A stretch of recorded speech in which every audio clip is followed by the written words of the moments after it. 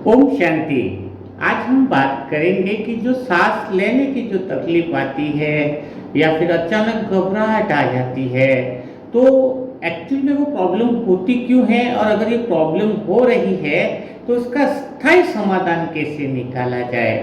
तो आज का सेशन उन सभी आत्माओं के लिए, उन सभी लोगों के लिए बहुत ज़्यादा इम्पोर्टेंट होने वाला है जिनको श्वास लेने की तकलीफ हो जाती है। अचानक ऐसा लगता है कि मानो कहीं हार्ट अटैक तो नहीं आ गया, मानो कोई फेफड़ों में खराबी तो नहीं आ गई।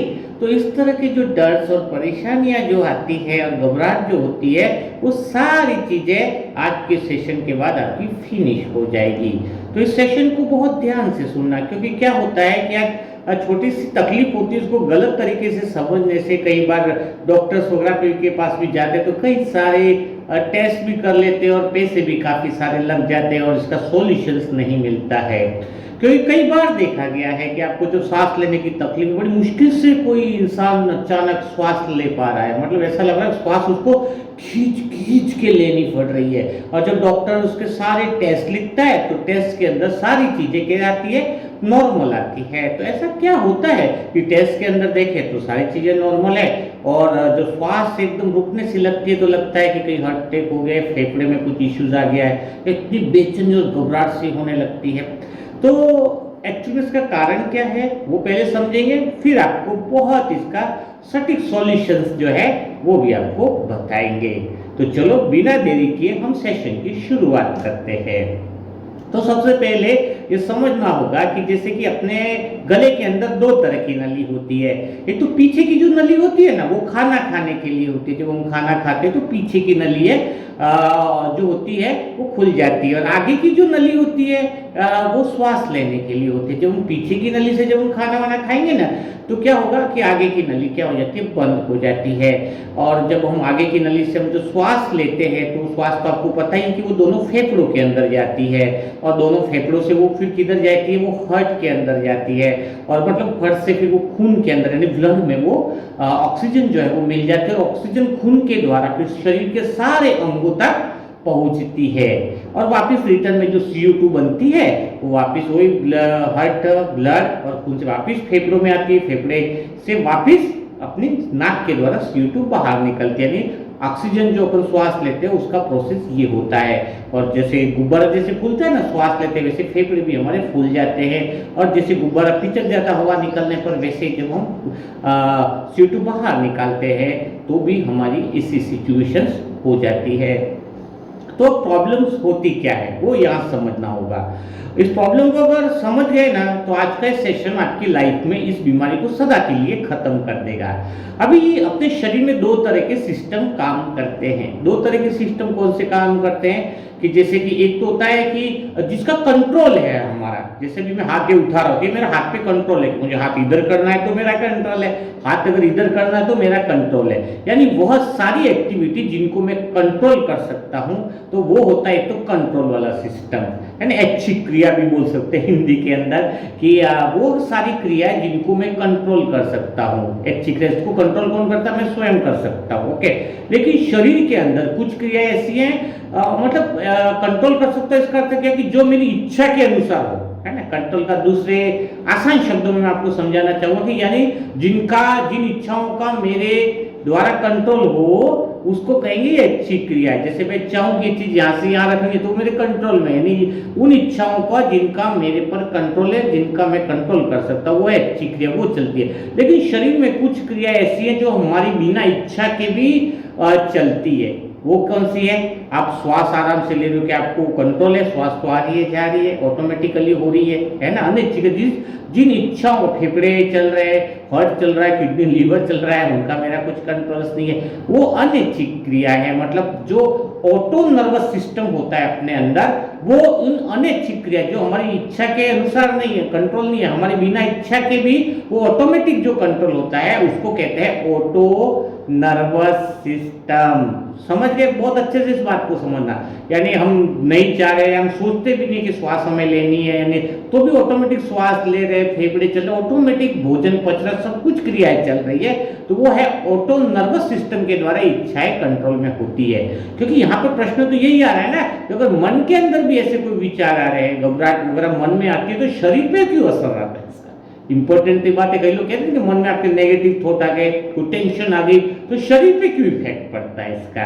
फेफड़े से इसका विचार का या दिमाग का इससे क्या संबंध है ना? इस बात को जब तक दिल से समझेंगे नहीं ना, तब तक इसका सॉल्यूशन भी हम कर नहीं पाते हैं। तो मन के विचारों का जो फेफड़ों पर या जो कनेक्शन है, इस बात को यहाँ से समझ में आएगा कि जो हमारी अनैच्छिक क्रिया है, जो हमारी इच्छा के अनुसार जो ऑटोमेटिक स्वतः ही चलती है, वो ऑटो नर्वस सिस्टम से चलती है। और ऑटो नर्वस सिस्टम में इफेक्ट कब आता है?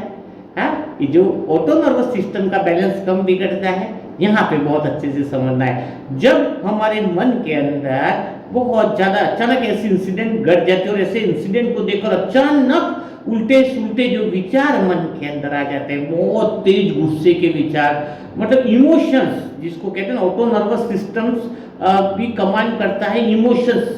ऑटो नर्वस सिस्टम जो जिसको संकेत देता है ना, ट्रिबिया, उसके अंदर इमोशंस के द्वारा जो कंट्रोल होता है। तो मीन्स कहने का था, जब हमारे मन के अंदर उल्टे सुलटे विचार आ जाते हैं, नेगेटिव एनर्जी विचार आ जाते हैं, एकदम घबराहट वाले विचार मन के अंदर आ रहे हैं, तो उसका सीधा इफेक्ट पड़ता है ऑटो नर्वस सिस्टम पे। और आपको पहले ही बताया कि ऑटो नर्वस सिस्टम कौन सा है? ऑटो नर्वस सिस्टम जो है वो शरीर की अनैच्छिक क्रियाओं को कंट्रोल करता है, यानी जिन क्रियाओं पर हमारा कंट्रोल नहीं है, उन क्रियाओं को कौन कंट्रोल करता है? उन क्रियाओं को कंट्रोल करता है ऑटो नर्वस सिस्टम। तो अब क्या होगा कि जो मन के अंदर हमारी इतनी टेंशन, अचानक हम तनाव ले लेते हैं, अचानक लगातार हम नेगेटिव थॉट सोच रहे हैं, लगातार हमारे अंदर नेगेटिव बिलीफ सिस्टम काम कर रहा है, तो उस समय फिर अचानक क्या होता है कि ऑटो नर्वस सिस्टम पर इसका इफेक्ट पड़ने से जो फेफड़े, जो ऑटो नर्वस सिस्टम जो फेफड़े हमारे चला रहा है, जो हार्ट को चला रहा है, श्वास लेने की क्रिया को जो ऑटो नर्वस सिस्टम चला रहा है, उस पर इफेक्ट पड़ने से फेफड़ों का भी बैलेंस जो है वो बिगड़ जाता है। जो श्वास लेकर फेफड़े फूलते हैं, वो अचानक वो एकदम ज्यादा देर तक रुक जाते हैं, कम टाइम तक वापस जब वो श्वास निकालते हैं तो उसका संतुलन बिगड़ जाता है। तो फिर हमें क्या लगता है? ऑटो नर्वस सिस्टम का बैलेंस बिगड़ने से हमें श्वास लेने में बहुत ज्यादा तकलीफ होने लगती है, खिंचाव सा महसूस होता है। और डॉक्टर से जब चेक करवाओगे, आपको लगता है कि मेरे को फेफड़े में इश्यू आ गया, मेरे को हार्ट अटैक तो नहीं हो गया, तो और इसका ऑटो नर्वस सिस्टम पे और ज्यादा इफेक्ट पड़ता है। और इन केसेस में जब हम हॉस्पिटल में जाते हैं तो बहुत ज़्यादा पैसे चेकिंग करने के ले लेते हैं, आपको ये रिपोर्ट करवानी है, आपको ECG करवाना है, लेकिन सब कुछ नॉर्मल आता है, बिकॉज वो इसका संबंध ही नहीं हुआ ना। ये तो विचारों का ऑटो नर्वस सिस्टम पे इफेक्ट होने से अनैच्छिक क्रियाएं भी प्रभावित हो रही है। जब ये चीज अगर समझ में इंसान को आ जाती है, तो फिर वो अच्छी तरीके से अपने फेफड़े को, अपने श्वास लेने की जो क्रियाएं हैं, उनको भी अच्छी तरीके से मैनेज कर सकता है।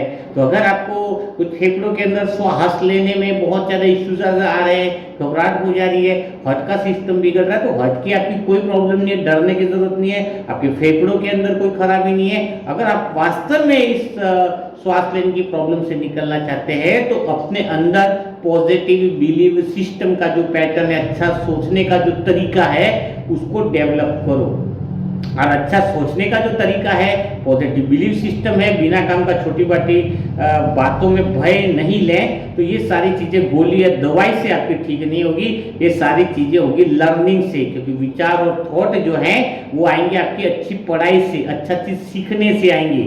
और आपको और कुछ समझ में ना आए तो इसी चैनल पर हर रोज 1 या 2 वीडियो अपलोड होते हैं। अगर आप इन वीडियोस को भी डेली सुनते रहोगे, तो भी आपको मन को जो लर्निंग चाहिए पॉजिटिव बिलीफ सिस्टम के पैटर्न को बनाए रखने के लिए, रोज कम से कम डोज तो चाहिए ना, जो मन को ठीक करना है, तो डोज और वो लर्निंग भी आपको यहाँ से भी मिल सकती है। और इससे संबंधित कोई भी क्वेश्चन हो, कोई चीज समझ में नहीं आए, तो आप मुझसे पूछ सकते हो। तो कल फिर हम मुलाकात करेंगे नए सेशन के साथ। तब तक के लिए सभी भाई बहनों को ओम शांति, ओम शांति।